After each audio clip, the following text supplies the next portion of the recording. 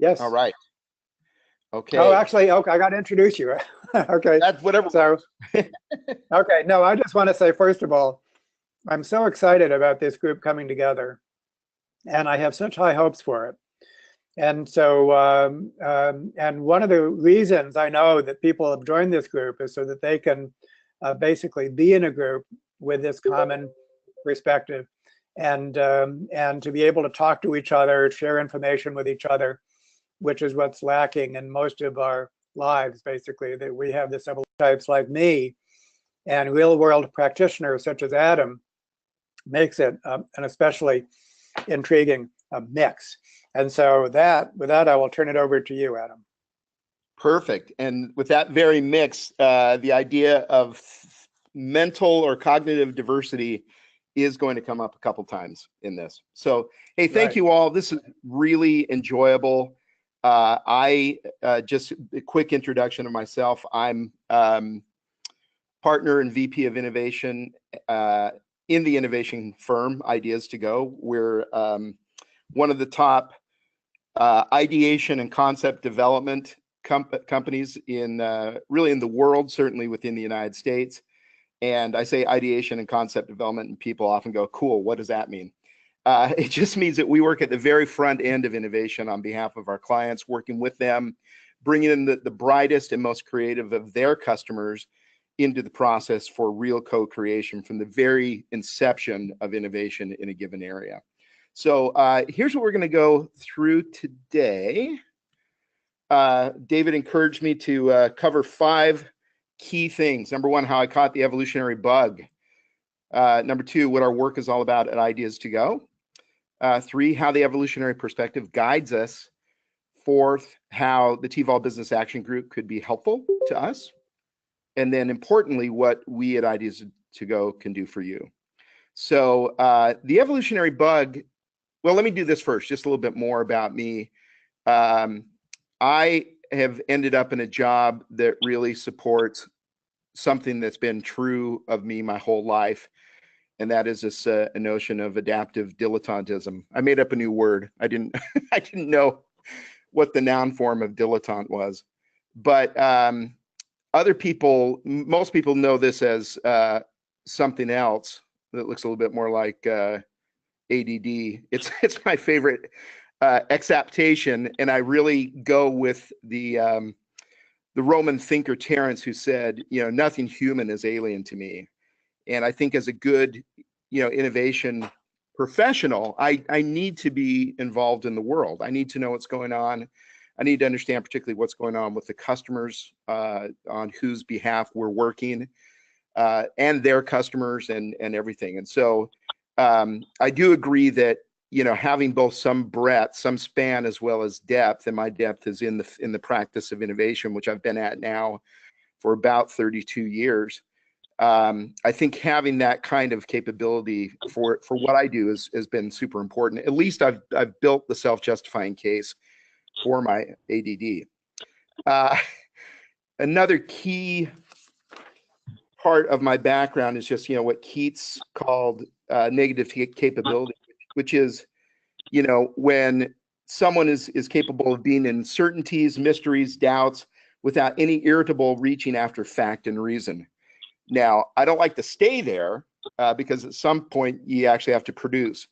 But being comfortable going into ambiguity, mystery, and starting to see what patterns emerge early is something I really enjoy. I guess it's kind of like solving a puzzle, but the puzzle piece is, you know, the puzzle pieces are very minute, and you have to try. You have to iterate a lot before any forms start to come together. So a necessary part of sense making is avoiding the rush to solution. And the truth isn't so terrible that the beautiful but hastily cobbled together misapprehension is any kind of consolation. Sometimes in that rush to solution, what you put together is only placating kind of a non-conscious impulse, and it's not necessarily doing the right thing. And if you can endure with mystery a little bit longer and ambiguity, but always with, you know, a purpose in mind of where you're going, that we found that to be extremely helpful. So how I caught the evolutionary bug, a few things started to get on my radar, mainly in the form of mismatches.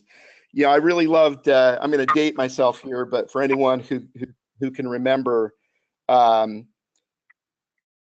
Peter Falk, Columbo, when I was a kid, he always scrutinized, the physical and the socio-emotional scene for things that didn't add up.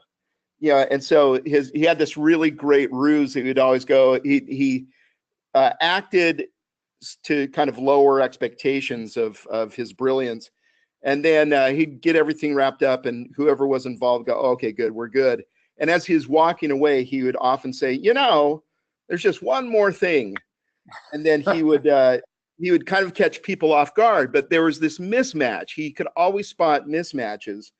But whatever he came up with was so commonsensical and reasonable that, it was hard not then to continue the conversation with him. And doing so, things would be disclosed to help solve the mystery.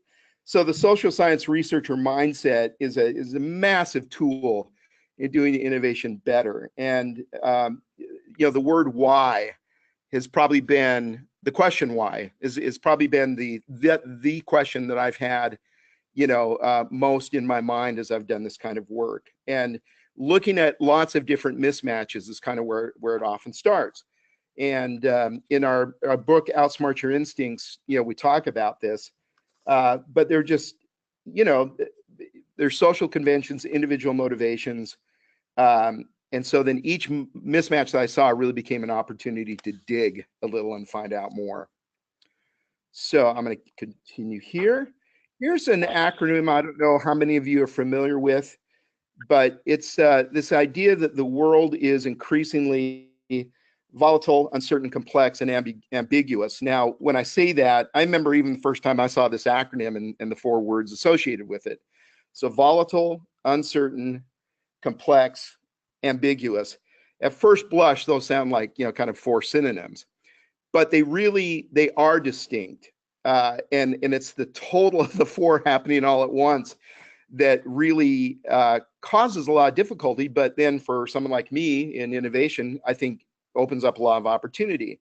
The thing is you have a VUCA reality versus these, pesky humans. And so, the mismatches between our processing of the world and what we need to be able to process to avoid, as Harvard researcher Robert Keegan talks about, from being in over our heads. There's this mismatch between what we're able to process, how we're able to think, what our evolutionary, kind of endowment is to be able to sort through things, and what was true about the times when a lot of these evolutionary shortcuts were formed in our cognition, versus this increasingly volatile, uncertain, complex, and ambiguous reality of today. How do you make sizable gains against a field of wicked problems, which is a specific definition, problems that are so complex and, have all the, I think probably all the dimensions of VUCA in them. So many interdependencies, though, but that by working on one part of it and trying to improve that one part, it could easily make other parts of the problem worse. And so how do you even start thinking about these things, given that so much of our cognition is still tied to what our ancestors from millennia ago had to face, and traits that were selected for evolutionarily that served their purposes great at the time, but not necessarily our purposes as well now? That's a really important starting point for us. So if I could just, Adam, if I could just break in myself there, I think you really put your finger on something that increasingly over the years, I've been emphasizing both evolution and complexity as the foundational theories, and complexity is needed as much as evolution. Even a single small business group can be such a complex system that it defies understanding. So you're right on the money here.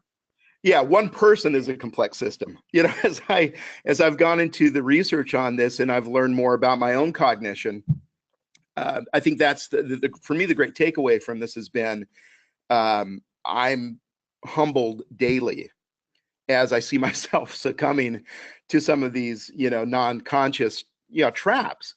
And so the fact that we're actually able to create what we do, I think is just kind of a testament to, human spirit. So, yay, human spirit. So with that, we started to pull together what we're seeing in the behavioral science, some of the key findings from that. And we started to notice that there were some very specific cognitive biases that were tripping up innovation, making it unnecessarily difficult. This is the dilemma for people who love innovation. We really want to free people to be great at innovation. And our belief is that as we proceed, everybody's will have to become familiar with the tools of innovation to some level or another, because personal innovation is going to be vital in a world where automation, robotics and AI become kind of the disruptive force that they're going to be. The idea that 40+% of current jobs will not exist in 20 years. That ought to give us all pause. That ought to give us all an opportunity to reflect a little and plot a course to address that. We believe the tools of innovation that we use in business are also extremely helpful just for personal use as well. So this gulf between certain inherited cognitive instincts and today's needs is another key mismatch. And it's just the idea that we move forward better when we have a better understanding of where we started. So the notion is, when we talk about behavioral science, kind of what gets bandied about is the idea that we really have learned more in the last 30 years about how humans actually behave and think than we had in the previous 300. For so long, it's just kind of like, it's just a black box. There's not, anything we can do is helpful, but it's going to be very difficult to figure that out. Well, we're starting to open up the black box a little, but again, remaining modest and humble and really subjecting it to all the protocols of solid research and methodology. Good.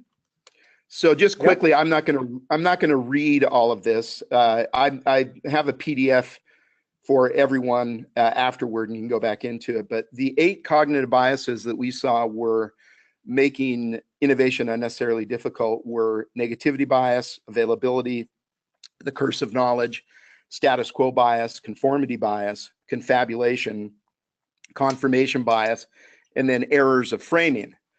And we've noticed that when you understand first what's going on with each of these, when they're likely to show up, what they tend to look like when they do show up, and it's fairly consistent, it's very repeatable. It's back to Dan Ariely's notion that just because we're irrational doesn't mean that that's completely random and there's no predictability to it. We're highly predictable in our irrationality. We're highly predictable in these cognitive biases, and even more so as they manifest in very specific situations. So what's great about this is actually something can be done. Daniel Kahneman wasn't overly optimistic about totally overcoming the cognitive biases, but our belief is that as you, just like anything else, as you do become more aware, that's the first step toward being able to do anything about it. And we do have the data that will demonstrate that when you embrace just a simple set of tools to address these cognitive biases, you can see your innovation productivity increase by 4 to 5x. And that's really important because competition continues to ratchet up. Competition is much more brutal than it was, even 20 years ago. And so you need to get past this unnecessary baggage so that you can really devote your energies to those innovation battles that really do count in the marketplace. Any questions so far? Okay. So some evolutionary insights, just some quick hits. I kind of laid this out and I thought, no, this doesn't really cover everything. So we'll go over 4 things quickly. But again, just the idea of variation and selection. This is kind of obvious. But the way that we look at it is, it's the reason why we believe it's so vital to have variation and selection in mind is because part of our wirings, part of these cognitive bugs is that we'll focus on risks of commission much more than risks of omission. And yet, well, and it's simple because, numbers are the language of business, and it's hard to quantify something that you don't do. And yet, when you look at the biggest, the most catastrophic business failures, much more often than not, they are failures tied to the risks of omission, what people didn't do rather than things they did do. I interned at Kodak back in the Pleistocene era, and they already had a very thriving digital group there, and actually they invented consumer digital photography and led in consumer digital photography for the first 6 years, which a lot of people forget. Early on, any cameras that we bought were most likely Kodak cameras, the digital type. They're big, they were clunky, but they got it going. Kodak did not crater because they tried to do too much with digital photography. They cratered because they didn't recognize sufficiently the risks of omission. And having much more variation and selection, small tests, much more of a Darwinian approach, I think could have helped them avoid so much just heartache. The ideas of heterophilia and homophily, we need to be conscious of this. We need to be thoughtful about this. At any given point in the process of development and innovation, when do we need more heterophilia? When do we need more diverse mindsets? We know the benefits of homophily and having more people, who are alike and have a really great team concept and can cohere super well. That isn't as necessary at certain points. In fact, at certain points, having too much coherence can be hurtful. So Gareth says, I'm very interested in the relationship between diversity and heterophilia. I think that's, we kind of see, I don't want to draw any facile, department by department conclusions about that, but certainly we know that engineers have a different mindset than most marketers. We always encourage on our client team, we'll have, 8 to maybe as many as 12 of them come in. We tell them up front, make sure that's not just all 8 marketers. That's just not going to be helpful. Make sure that we get as much representation from the different disciplines within a company. We want R&D, we do want engineering, we do want sales. It's phenotypic diversity that we want of the right kind, and then how phenotypic diversity maps on to neurodiversity is like a super interesting question. But neurodiversity is only worth wanting to the degree that it gives you the right kind of phenotypic diversity. That's where the rubber meets the road. So that would be my answer to the question of neurodiversity. Yeah, that's really good. And again, the research shows that particularly early on, when you're trying to come up with lots of ideas, that's really where you need the diversity. Later on, it's important to have the group cohere to carry stuff forward. Now then, when you've narrowed ideas and you're much more into action, it's just being really conscious of that. Where are we in the process? What would be most helpful in terms of, cognitive styles to have on this task right now? So when, among the journalist questions, I mentioned how much I love the question why. When is also certainly important in innovation and understanding why the makeup of a group working on a task should change at different points in the process. The magic circle. So I really fell in love with the work of Johann, I'm going to slaughter his name probably, he was Dutch, Huizinga. And he talked about, humans in play. And his book is Homo Ludens. And I love tacking on different, qualifiers onto, Homo sapiens is certainly one way to look at us, but I believe that Homo Ludens, the playing hominid, the playing man, whatever, is another important way to look at this. And play isn't just child play, because we do play with adults all the time with this concept of the magic circle.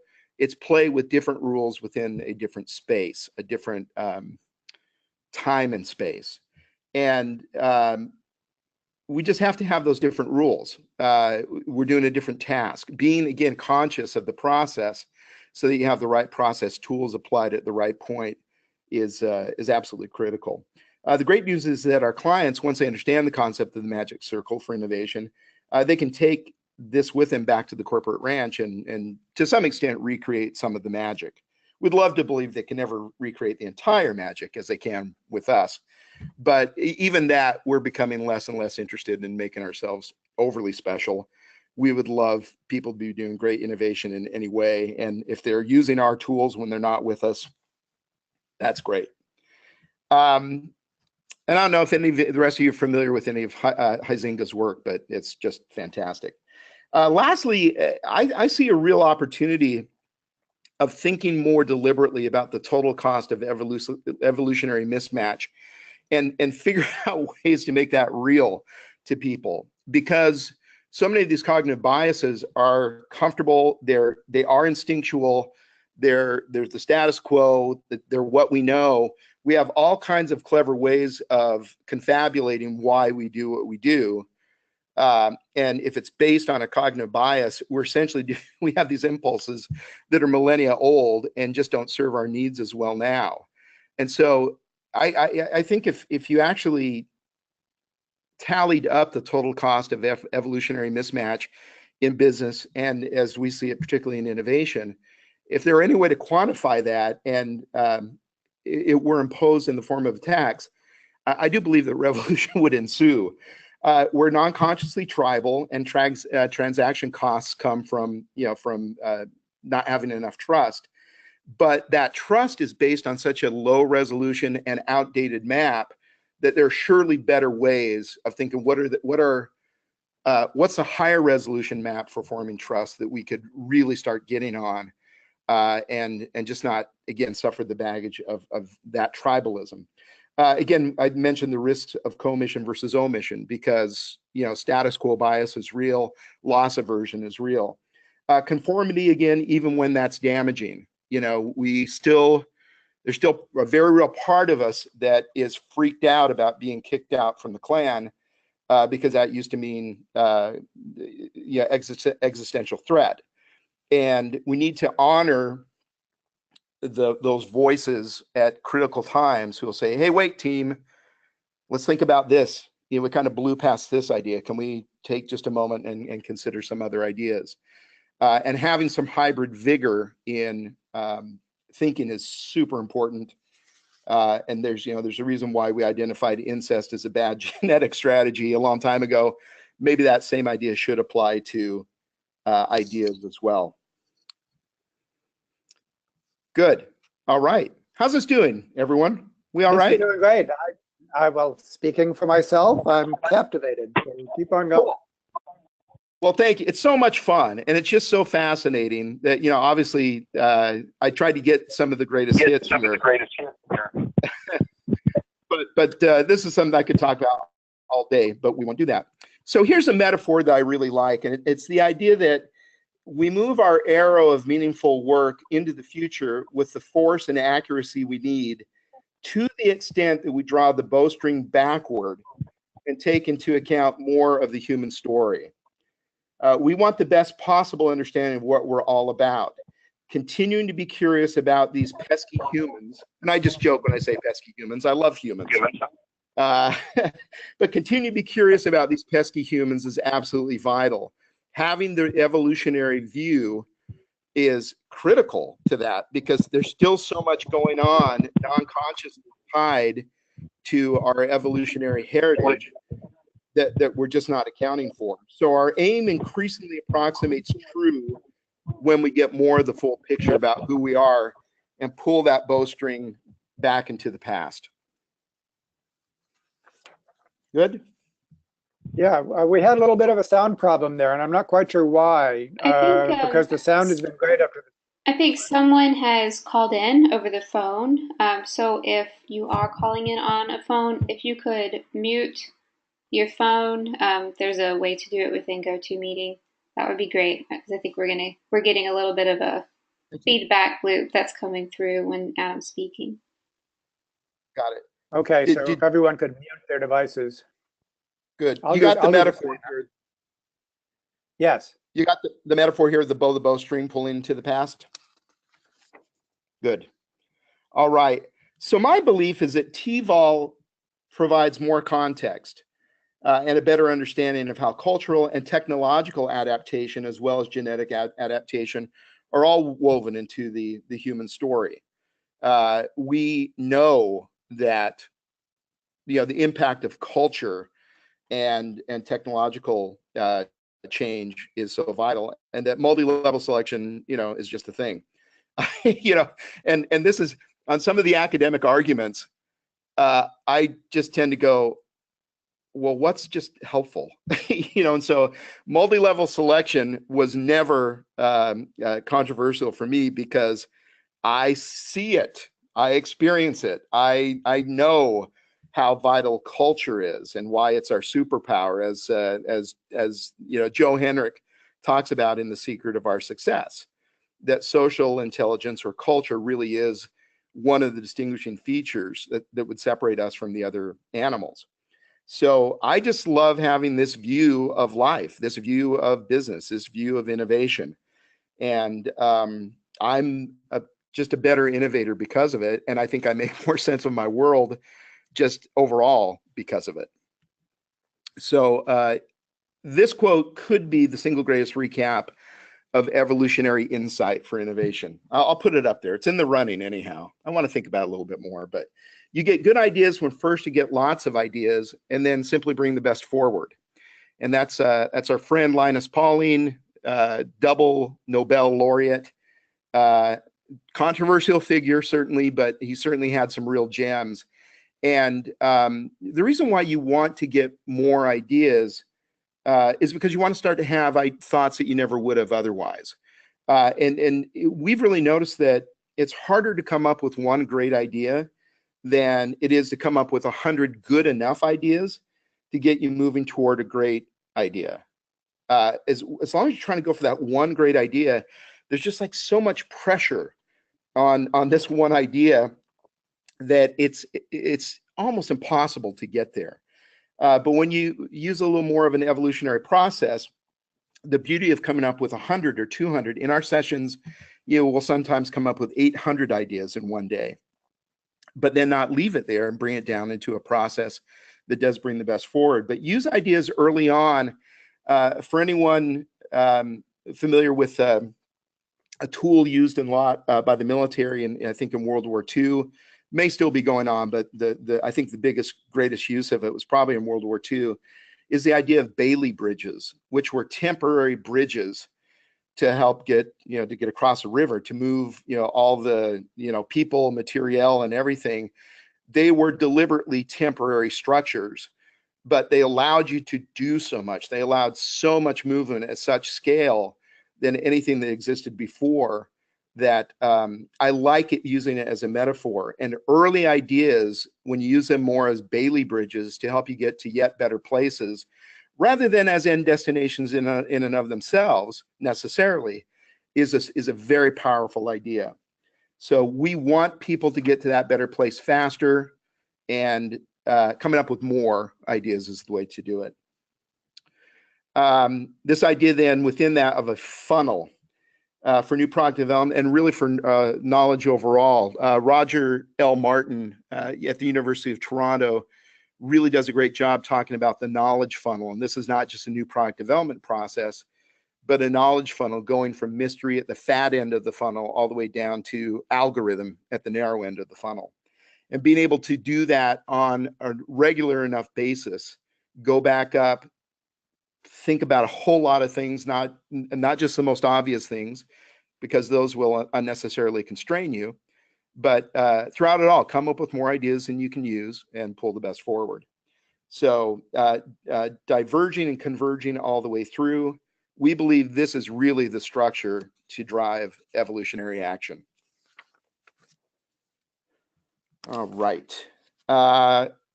Here's just a little bit more about us, let you see some of the actual action inside our magic circle at Ideas to Go. So we're a collection of 25 facilitators and support staff. Plus we then have a panel, the A players of creative consumers who have been tested rigorously trained, and by the time they make it all the way through our process up front, they're in the top 7% for creative generation capability, which is the key metric that we're looking for. We then have a second panel that isn't quite as rigorously screened and trained, but still very powerful, called the Innovative Consumer Network. We have about 1,000 of them that we can use in different ways. And we use them much more for online work and for just some other things that aren't quite as intense as the in-person experience with creative consumers. But, you know, our consumers represent a broad swath of demographics and psychographics across creative teens to amazing gray wizards in their mid-70s. So when you have target audience representatives with additional creative and expressive capabilities working with the client team, you just get better results early in the development process. You get many more of those Bailey bridges going, which then opens up all kinds of fresh space and drives better results all the way through, because you're now starting with better inputs. And our belief is that what we're looking forward for our clients is it's time to market acceptance, not just time to market. If you bust a project and you get it out there and it doesn't go anywhere, then who cares? If you can spend a little more time up front doing it this way with very generative representative consumers or customers, then you're going to do much better, and time to market acceptance becomes the metric that matters the most. All right. Good. So now this is where it gets a little fuzzy, and I hope you're okay with that. I mentioned how good I am with ambiguity and everything. I tried not to make this too loose and up in the clouds, but this requires some thought. And so this being the first one out, hopefully what I'm modeling here and that you'll embrace is I'd love for you all to consider when it's your turn, we'll build on each other. And so I'll take this first kind of stab at it, but then I would love to get your thoughts about where we can go from, in this, in working together. So how we see you could be helpful to us is just this idea of really helping us up our evolutionary business game. Supportively highlight our blind spots and give us your perspective. And we'll do the same for you. We, in our mindset training, we talk about, it's not just, a lot of people have heard about rules of improv, yes and. We kind of go beyond yes and we say, look, you need to be able to critique. You need to be able to point to the facets of an idea that aren't quite there yet, or wherever you see any kind of room for improvement. So we're very open to corrective feedback. And so we'd love to hear from you. What are we not thinking about sufficiently that we ought to? And then we'll help you with that as well. And I'll show you a graphic just a little bit why that's so important. But then also help us explore what the Business Action Group could create. Play with us. This is fertile ground for some real non-zero sum innovation.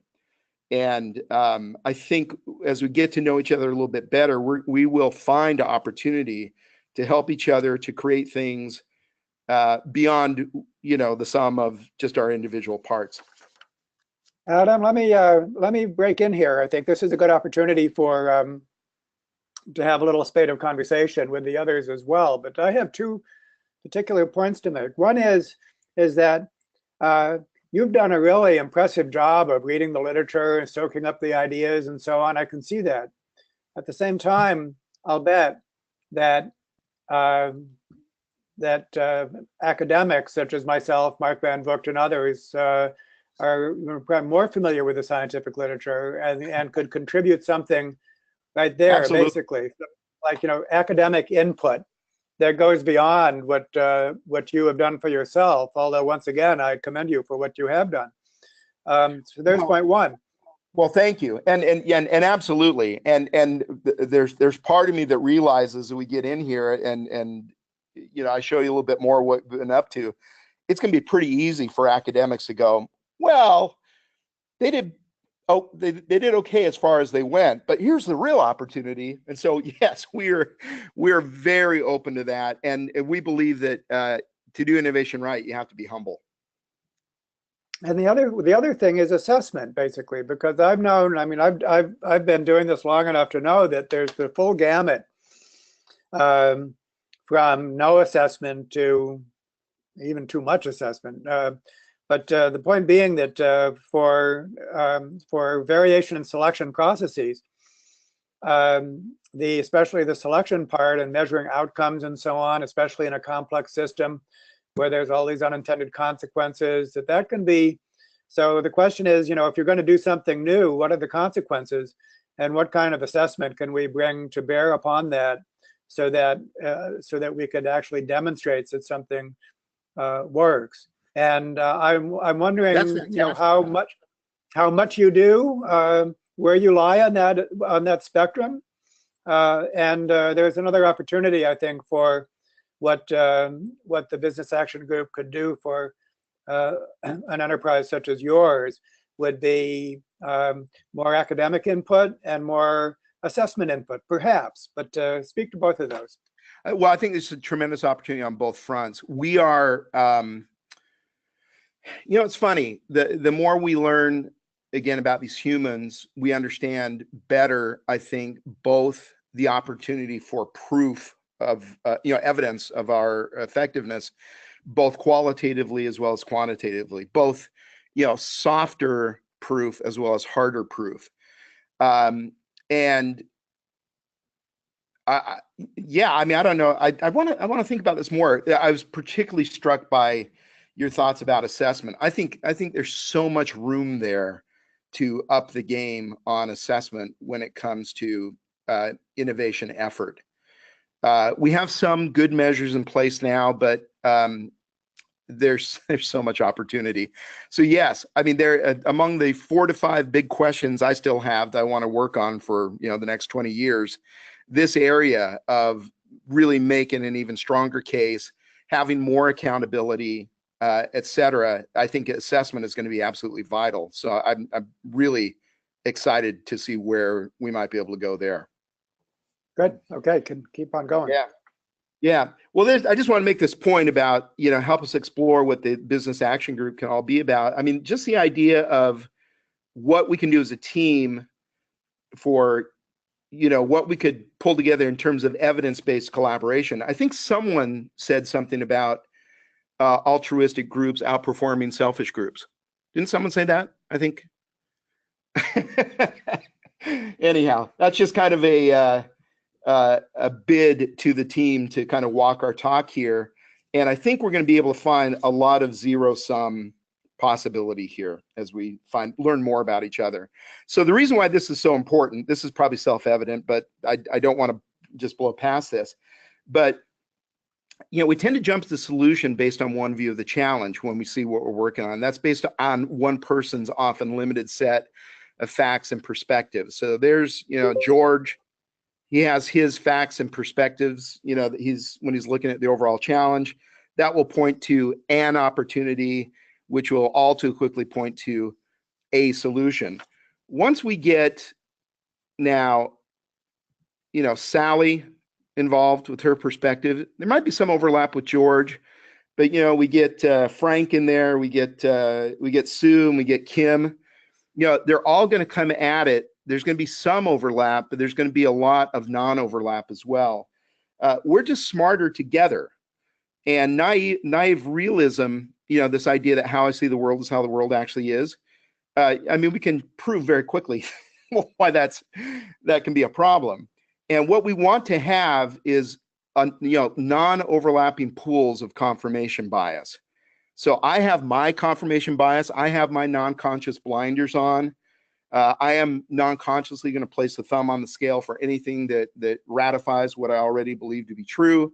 But all of us will do that. And naive realism is the idea that I can spot the holes in your cognitive game much more easily than I can in my own. When you do that under kind of a regime of trust, then that's fine, and we're not threatened. And we never want to be in that kind of situation where productive conflict, which isn't personal or nasty, but it's more just kind of the good clash of ideas, that's where that's possible. The research shows that high performing organizations have high trust and high conflict. But again, the conflict is the helpful type. not the nasty, personal type. So, let's take advantage of this fact that we all do have the different perspectives, and coming together, we're just going to be able to spot much more opportunity, pointing to many different types of solutions, which we then can prioritize and get working on. So, slow thinking some of this together results in seeing the challenge through all these different lenses and just, unearthing much more possibility. So this is just, so let's look for some group opportunities, play with ideas some. Let's help each other innovate and create the change the Business Action Group wants to see in the world. And we certainly have some tools to help with that, to enable this, increasing productivity early on to generate some critical momentum. So some ideas already in the hopper for the Business Action Group are, women as leaders in the work. I got this straight from the website. So women as leaders in the workplace. I'm happy to say that I, as a heterosexual white male, have been in the minority of both the company and the company leadership for many years now. And going back to the idea of, phenotypic diversity, having some connection with cognitive diversity, that certainly has been borne out in my experience. Diversity and inclusion overall, non-hierarchical organizational structures. I think the more we do understand about what's true about humans, the more that can be done on all these very important areas. And so I just say great topics, all with some clear contributions that we as a group could offer from this view of business. Oops, sorry, where'd it go? Come back. I hit the wrong arrow. Okay, build. No, I'm so sorry. Come on. So, where else could we create some vital change? I'm not sure why the top went away. So what's true or uniquely true about the TVOL Business Action Group, different than other groups? Really starting to think about that. When we understand better what resources we have at our disposal as a group, then we can start to think about where we can have maybe some more impact. What's true or uniquely true about the evolutionary perspective?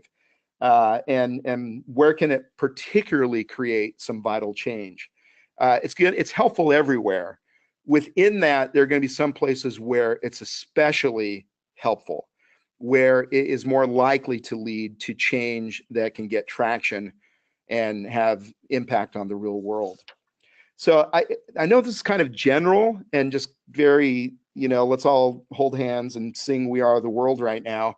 But I need to think about this more. I encourage everyone to think about it more. I mean, what would we love to create? What would just be a real win based on who we are? So how we can help you.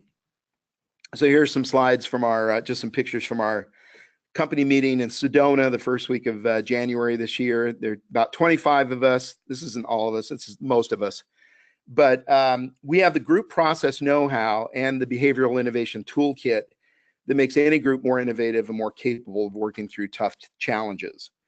Again, when you clear out some of that baggage, some of that non-conscious baggage, you'll be surprised at how effective you can be when you start to work on change. So ideas for purposes of illustration only, unless anyone's interested. So certainly one thing, we'd be happy to train you all in behavioral methodology, behavioral innovation methodology. That could be anywhere from 2 hours to 1 full day. And we just, yeah, of course, we just do that. And that's. Wow, that's very generous of you. Well, we love it, and it's important, and we believe in it. And of course, to be totally clear, that of course would be gratis. I mean, we wouldn't charge for that. We could facilitate. It would be the very best way. Yeah. It would be the very best and most respectful way for us to learn what you're doing, and therefore to put our fingers on the added value of what we might bring to the table. Is first of all just to get an in-depth look at what you're doing. Then we're in a position to be helpful to you. Well, well, thank you. And what I can promise you, because this is the feedback we get every time, is that it's really enjoyable. It's very interactive. It's not, there's just enough lecture. It's a minimal lecture to practice. We try to get the practice up as high as possible, so you really get some hands-on experience during the training itself, and you're walking away with ideas for yourself for what we're doing in the Business Action Group, whatever. We could facilitate an ideation and development session for this group. So once you have some of the tools for innovation, and we say, well, hey, where do we want to go now? Again, the best way to get good ideas is first to get lots of ideas and then bring the best forward. We could prototype and test some collaboration possibilities. We'd help drive the development of the communication strategy for this group. I know you have some other folks here who are also, from what I've been able to glean, really good in this area of communications and, you know, marketing, messaging, positioning, et cetera. That whole communications piece of it in innovation is about 1/3 of our work as well. That would be very helpful, Adam. And we do have our own ideas. We, in a sense, have a framework we call the science to narrative chain. We have this view of life. We're thinking of podcasts, but we're getting into, you know, social media marketing, Facebook advertising, things like that. But in many respects, we're just newbies, and so I'm sure that you would have much to offer us in that part of what we're trying to do.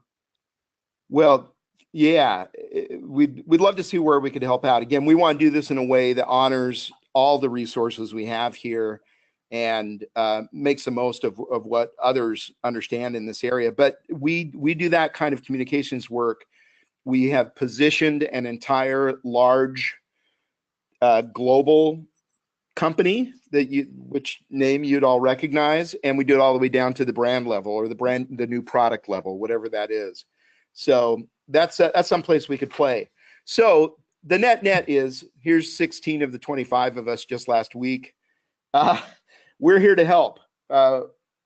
What would we love to create as a business action group, and Ideas to Go is ready to support that. So there's my mug when my hair was shorter, and there's my contact information.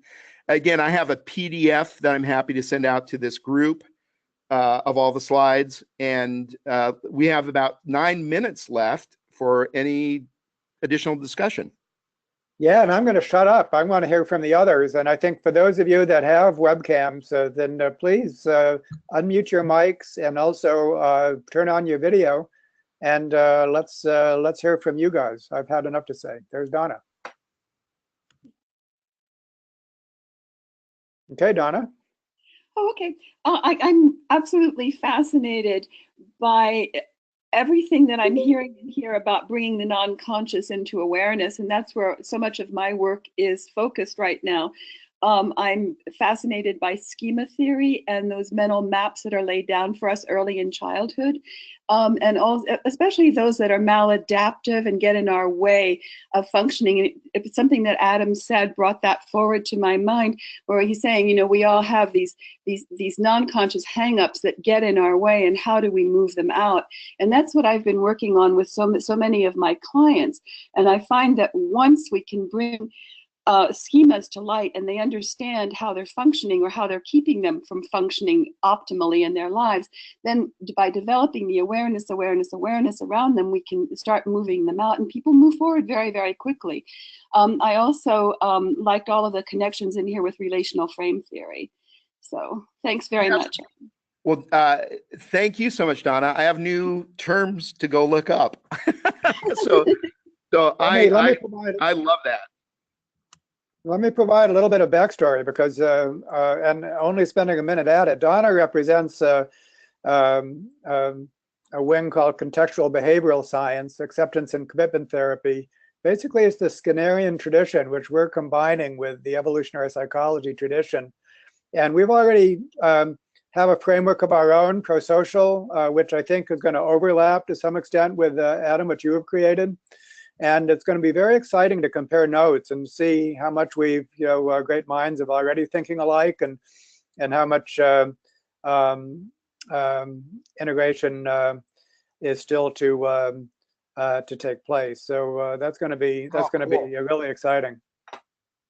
Well, we're always trying to up our game. I mean, we want we believe where we've headed off here with behavioral innovation is, we've laid a pretty good foundation down, but the most important stuff that we're going to get to with it is we're not there yet. And so we have a great relationship with the Yale Center for Customer Insight. And so we do a couple of events with them every year. They've been very supportive of our work. We've learned so much from them. But I think we're now to the point where we're going to be reaching out much more and just having lots more of these kinds of conversations and learning. Anyone else out there? You better act fast because I'm going to jump in if you don't. Okay. Yeah, Gareth, go on. All right, so I've got some builders in the background, so I apologize if it's a little noisy on my part. More a comment than anything. This is a wonderful, wonderful presentation, Adam. I'm really taken by your brief mention earlier about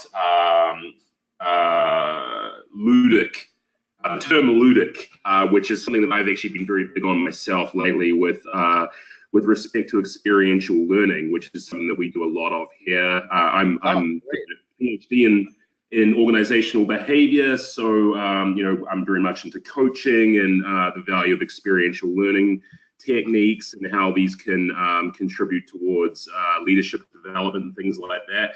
I'm actually in the middle of a study right now where we've had to ice it a little bit to get some other studies done, but we've got some preliminary findings that show that playfulness as an emotion category is more capable of tapping the brain's default mode network, which is a network in the brain that I'm familiar with, which is associated with greater openness to change, greater openness to, it improves executive development and things like that.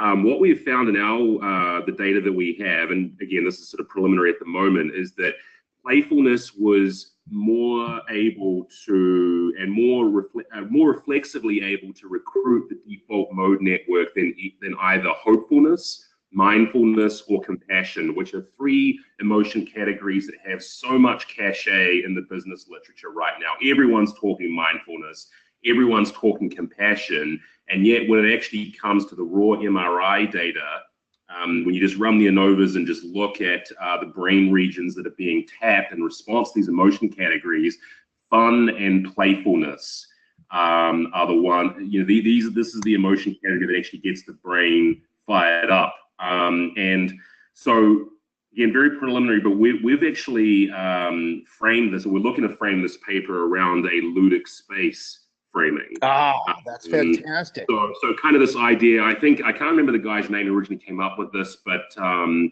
surplus resource theory, and so this idea that when it comes to, like all animals have, well, most mammals anyway, certainly have, some form of ritualized play as a form of, learning how to hunt and things like that. But obviously where humans differ is in the cognitive space. And so our form of play is more internal. We have rough and tumble play like other animals do, but we have this other, because of culture and language and so forth, we also have this additional dimension to play. And so, this is quite tenuous, and I'm probably not doing a great job of explaining this, but what we found is that great, Gareth. And I don't get to talk enough about transient hypofrontality. Right. Most of my clients would just kind of look at me and go, yeah, whatever, and so this whole area is absolutely, it's fundamental. That's one of, I mentioned, Huizinga's magic circle concept, and really being, so the notion of really being rather firm and kind of strict about playfulness is something that we find ourselves. Yeah. This is where the neuroscience actually comes in big time. For example, making distinctions between mindfulness, compassionate play, they're all kind of cluster, in our minds, but to show that those are actually different neural circuits.